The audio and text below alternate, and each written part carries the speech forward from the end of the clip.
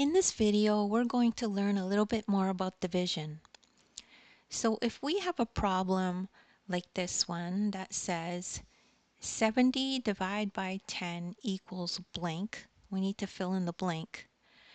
And it's just important to remember that this line with two dots means division, and it's exactly the same as writing it this way. So you may have seen it either this way or this way. It means exactly the same thing. How many times does 10 fit into 70?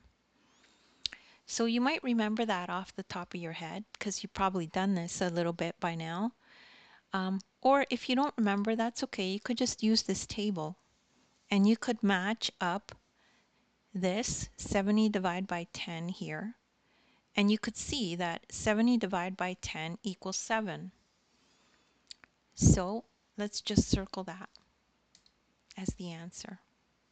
So 70 divided by 10 equals 7. And let's fill that in here.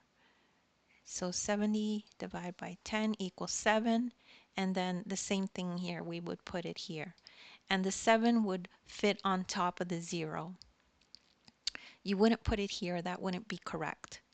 And I'll teach you that later. But just make sure to put the 7 on top of the ones digit, because the 7 is a ones, right? So that's how you can remember that. And don't worry if you don't understand it right away. Just rewatch the video and it'll make sense. And just keep telling yourself that anyone can do math.